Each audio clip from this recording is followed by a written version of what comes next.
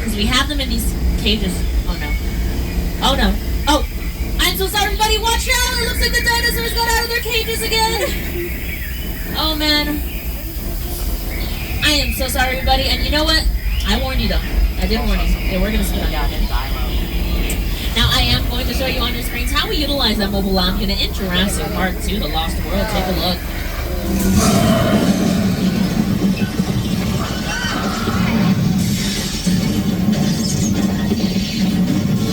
Can I get some lightning?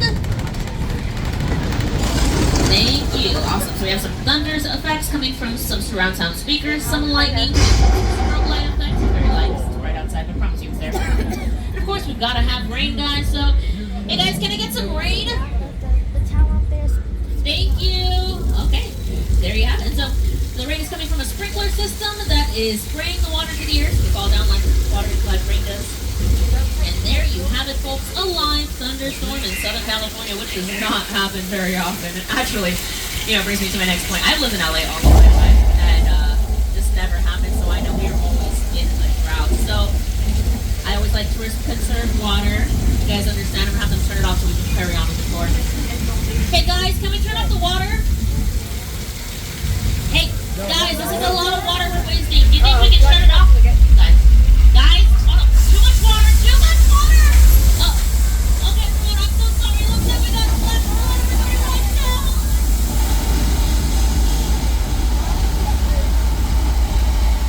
Okay, I knew that was coming. And not like about the drought though, that's real. Always conserve water in California.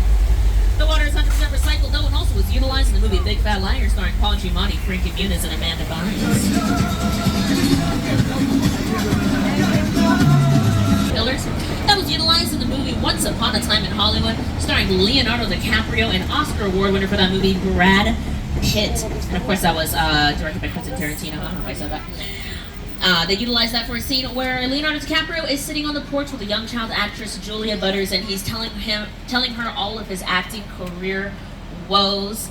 We also utilized this as Old Australia for Saving Mr. Banks, and I mentioned it's called 6 Points, and the reason for it is because this was here during the silent film era, and during that era we could film up to 6 movies here at the exact same time because we didn't have any noise.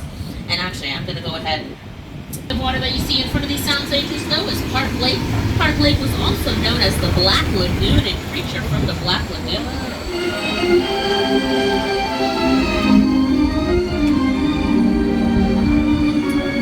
Now, there's a scenic creature from the... Just in case anyone on my tram is someone who's like, why is no one telling these kind of stories or writing this kind of a movie? You can always do it yourself. You never know what's going to come of it. You may win a Best Picture. That's also a big-name director who was inspired by our Universal movie monsters. Which, speaking of, the area right now, green sign that we have right there that says, "Welcome to the good place." And actually, just set. It is private property. Don't want to drop anything. Don't want to mess with anything. And let's see. It looks like we got wardrobe, cameras, lighting. Everything is ready for the director to call action. We even have some makeup.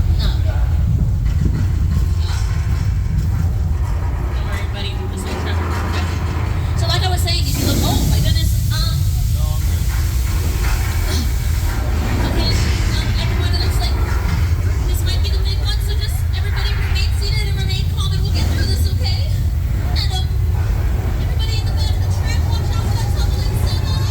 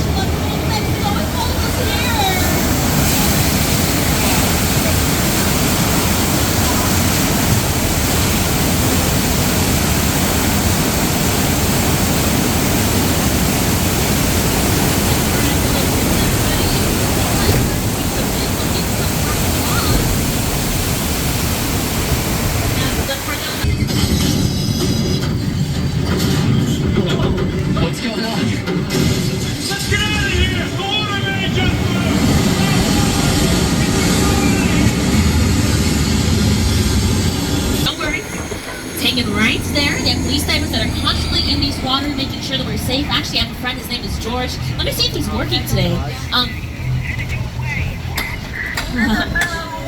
All right, well, there's a second shark. Wasn't expecting that. Well, don't worry, folks. No one's in the water, so we're. Oh no, that's George.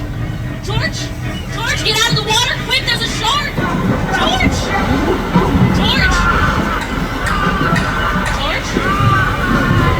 Oh, everyone, I am so sorry. You had to see that. Look away, and parents, I'm sorry. You're gonna have to explain that one to your kids. Okay, why don't we go ahead and pull behind this dock with these barrels of gas in it, and we're gonna be a lot safer back here. Okay, so really, the shark just has to take that barrel of bait that's floating in the water, and he's taking the dog. Okay. I guess he's a lot stronger than I expected him to be. That doesn't look good. Okay, friends, I'm sorry to do this. We're gonna have to cut our trip a little short before anything bad happens. Oh no!